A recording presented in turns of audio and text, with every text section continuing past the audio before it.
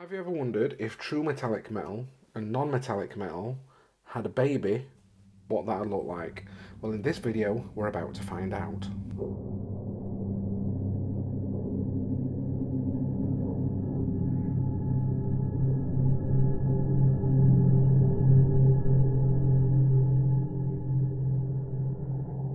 So if you're someone like me that's a little bit on the fence on non-metallic metals, because sometimes it can be done amazingly. If you look at some of Richard Gray's stuff, that guy literally sold his soul to the devil, and I know it's something I probably need to put a lot more practice into, and then sometimes it can be done really bad. Or if you're just like me in general and just can't do non-metallic metal, I've tried and I've failed on many occasions. So that's why in this video we're going to explore it and get the best of both worlds. I really love the look of this. It might not be for everybody, however it's a technique that I use on all like my high-end paint stuff, like I've done it on my Lehman Rose, or like if I do like a one-off piece like my display pieces, if you want to call it that, I tend to jump to this method, and I thought I would share it in this. Now, there's no big secret to it. It's basically just mixing normal paint, normal acrylic paint with metallic paint. But hopefully we're going to go over some hints, tips, tricks and ideas in this video that's going to help you along in that journey. So let's dive down and get into it. So for the purposes of this tutorial, we're going to be painting up this little like skeleton guy, and we're going to be doing it in a sort of like bronzy, grimdarky gold coloured armour. I'm going to be just doing like the basics and showing you, how we can achieve the effects, but obviously in later videos I might revisit this and show you how you can like use other paints with it, like contrast paints and things like that, to achieve even greater and different looks. But I want to keep it quite minimal for this one, just to show you what it is that we can achieve with this effect. So these are going to be the main colours that we use for this tutorial. And if I were going to do like a non-metallic metal, you'd probably be using these colours as well. So the main colour that we're going to use, this is what I like to call my base tone. And I don't mean base tone as in like we're going to put this on first. This is going to be like our like base solution, if that makes sense. Like we're going to mix all these with this. And then eventually, if you want to go to highlights, I'm going to show you how you can mix like a little bit of a brighter one. Now the base is important as well as the colours, obviously, depending on what you're painting. You don't want to be mixing this with like greys and or purples and stuff. So it's not going to work for the bronzy effect that we need. But yeah, so we're going to be mixing it with each one of these as we go up, and then again I might even mix a little bit of this in finally. And then for our final highlights, we're going to get something like a bit of ice yellow, or you can even use some white. You don't need all of these. These are, I'm just showing you some options that you can use. But when I speak about the base, so let's say if you wanted more like a really warm regal gold, like I don't know, if you're painting an ultramarine or something, and you wanted something that's a bit more of like I like to call it posh gold, you might use this as your base and use and follow the steps with the same colours. So it's all about this base solution that's really going to be the key to achieving like the colour tones and the effects that we desire. And obviously this is going to change, but you'll see as we get into the video how it all changes and stuff like that as we get through it. Also on the bases, you don't have to stick to just like one specific brand. You can mix it up a little bit. Like these two would work perfect for this effect. If anything, I'd probably say go more for the AK Rusty Gold, as this can be a little bit more on the matte side for the Scale Colour 75 paints. But essentially I'm going to put a decent dollop of this on my wet palette, and then I can just go in, and for all the way through this tutorial I'm going to be mixing. So say if I'm going to be mixing like this with this, I'm literally just going to be mixing these 50-50 just to show you the effects that you can get. Now it's entirely up to you if you want to mess about with the ratios. If you want a little bit more of a metallic sheen to it, go for this. Obviously if you want to dull it down to more of a non-metallic metal, then add more of this. But I don't want it to get too confusing. For the purposes of this tutorial, all my paints are mixed 50-50 each, and then we're just going to add a little bit of water just so it flows nice off our brush. And again, this is an effect that can look, it's going to take a bit of time to build up, but the end results are unbelievable. So first off, we're going to go mixing with 50-50 with the Rhinox hide, and this I'm just going to apply everywhere. Now, whilst I'm applying this base layer, I want to talk briefly about light volumes, because that's the main purpose really of non-metallic metal. Is it really helps you create like a light source on your miniature.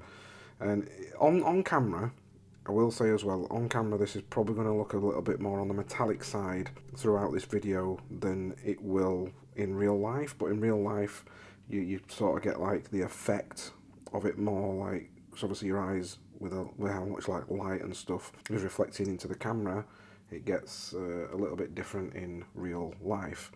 But when I want, like, obviously when I'm talking about light volumes, is I'm going to sort of concentrate my light coming down from a 45-degree angle here. So if you can see now, as I've got the miniature, we've got a shine spot here, a little bit going off on his chest, and a tiny little bit just here. So these are the areas that we're going to be highlighting. One little tip I will give you is when you're doing this sort of effect, and non-metallic metal painters will speak about this, is it's very easy and like to paint and try and highlight everything up to the brightest, which obviously can dull the effects down a little bit. So it's really important that you don't overdo it.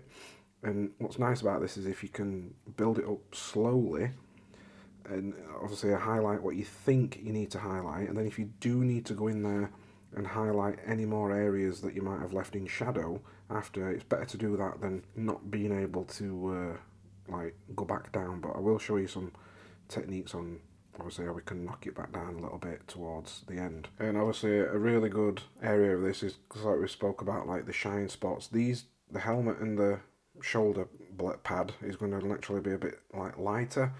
However, as we get down here, like this little section here is going to be more in shadow, so we're only going to highlight the very edge of it. So I hope that helps you, understand light and light direction and volumes and stuff. Now with metallics, obviously you do get like bounce highlights and stuff. It's a field I'm still practicing. I've not fully explored it just yet. But there are a lot of tutorials out there on non-metallic metal, and what's nice is you can fetch them over to this world and apply it in this sort of technique, and mixing it with like the true metallic non-metallic hybrid. Now that that's dry, we're going to move on to our Mornfang Brown and the Rusty Gold 50-50 mix. And now here comes like a little trick. So we're going to wipe most of that paint off on like our hand, so we've only got a small amount. Now we are going to be using, and it's an effect I talk about a lot, which is the wiggles and squiggles method, or the tippy-tappy method. I'm sure there's a proper term for it, but I'm going to start to leave some of the areas in shadows, but I'm just going to slowly start to build this up and highlight certain sections. And what's beautiful about doing it this way is we can start to add little scratches and like pitting along the armour. But like crevices and stuff, you want to obviously stay away from them, but there's nothing to stop you once you've started to use this effect, like just painting as you normally would with maybe like if you want to put like an Agrax Earthshade wash over the top of it, you can do that to get some like different effects and stuff. It really just treat it like a normal paint, but obviously in real life you get this like metallic, non-metallic metal look, and it's really hard to explain it on camera, but it just does genuinely create this really nice like effect, like a hybrid between them both.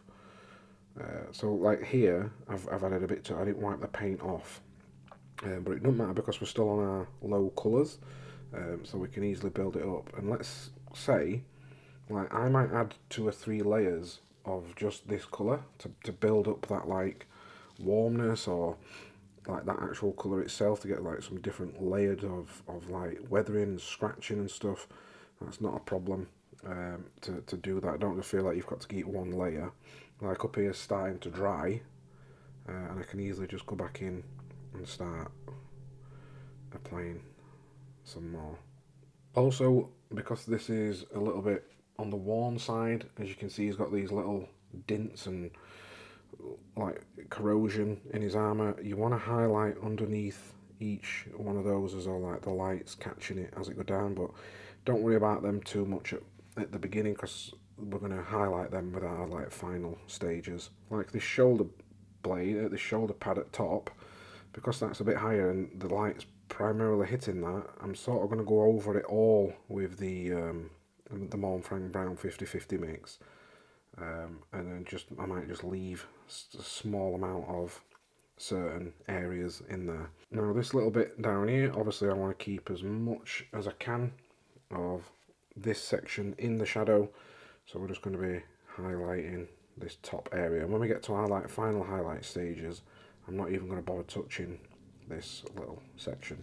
It's a really relaxing, nice way of painting, doing it like this, because I've got my arm rested on edge at table, and all I'm doing is just using the motion of my wrist to achieve it. But if you're not down for this tippy tappy method, you can easily just paint as you normally would, or you can use a dry brush as well. There's no problem. It depends on how much time and stuff you want to put into each miniature, and naturally it does take a little bit more time than your normal effects, but the end result is going to be something that you're more happy with and proud of, and probably look a bit better in the long run.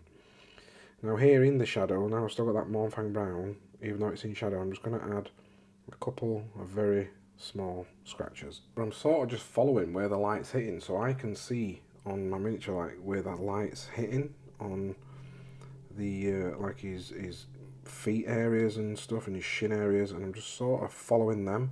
Obviously I'm going to be paying special attention to those areas with like the main highlights, but again it sort of maps it, and if you're not sure how to do that, just hold your miniature under a lamp and you can start to see it building up. And I'm still only on the Mournfang Brown at this current moment. But you can see now, even though I'm rotating it, I'm getting that shine like from a true metallic metal, but in real life it's a little bit more matted down and dull, and I can see all the work and the colours that I've just applied, and even that's just with 2. But now we're going to move up to our XV88. And again, I'm just hitting those areas that we've already gone over, but I'm just starting to pull it in a little bit, so I'm not going to go as mental as I probably would with this colour. Because obviously we want to keep those nice transitions. Again, I'm avoiding this area that's going to be in shadow, and I'm just going to use my tippy tappy method just to pull those highlights in. But you, like I said, if you want to add a couple of scratches to it, you're more than welcome to do that. It's very easy to fall into a trap of trying to take everything up to the same brightness. But it's better to knock it back a little bit, like get it in your head, just try and do as little as possible. But obviously where it's necessary to do it, don't just be like doing one section.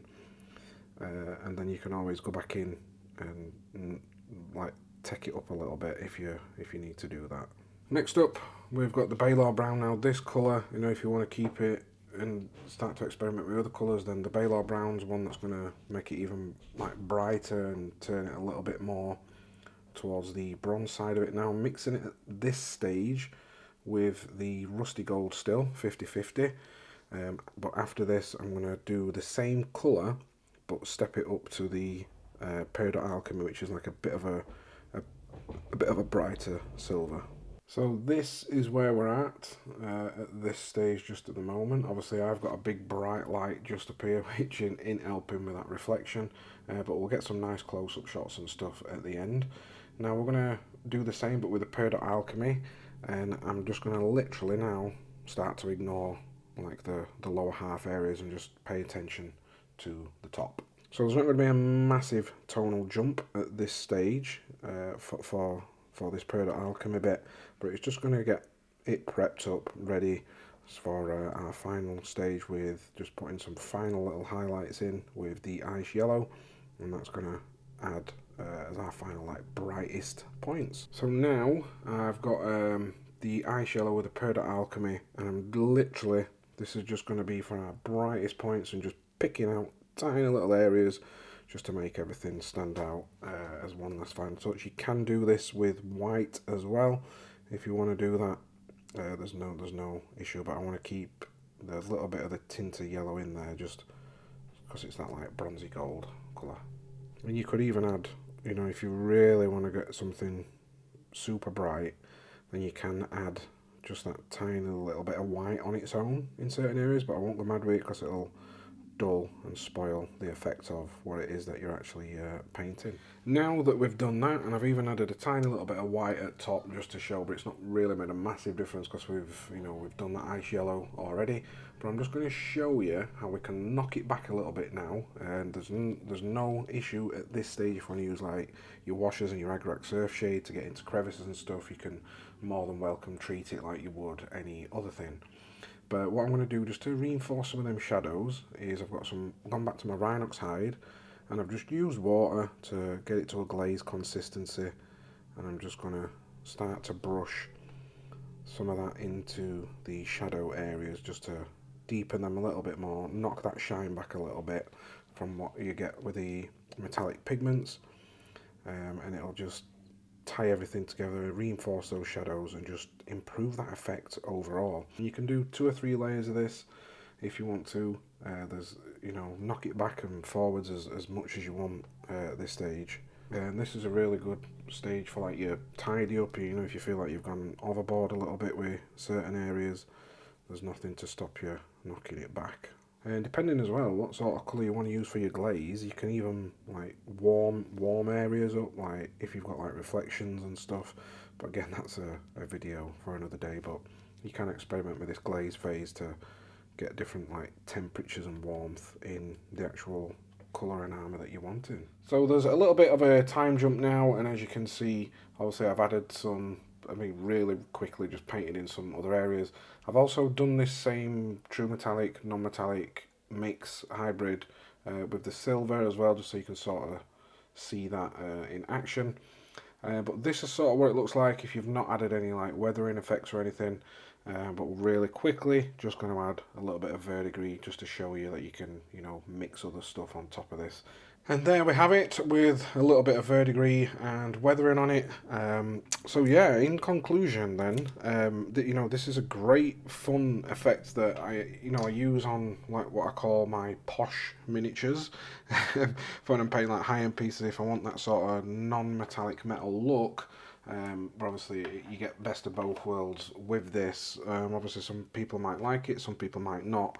But again, it is one cool little effect that you can mess around with and play with, play with different colours, play with different like metallic paints and bait, like what we call our base tone. It all comes down to a little bit of practice, but it's worth getting some like parts out your Bix box and get them primed up and just practicing with this effect on like some swords and stuff and seeing what you can do. But in the future, so making sure you're hitting that subscribe button in the future, we will be exploring this in a little bit more depth. And then obviously I can show you some additional things on weathering that you can do with it to really push it even further and get the best of both worlds. So I hope you've enjoyed this video, guys. I hope it's been a little bit of an eye-opener, and maybe you could use this as a stepping stone into non-metallic metal as a practicing. And then obviously it might make you, step into that world a little bit more. But I hope you've enjoyed it. Please remember to rate, comment, subscribe, leave me a comment. Have you ever done this before? And yeah, I'll catch you soon, guys, and see you in my next video.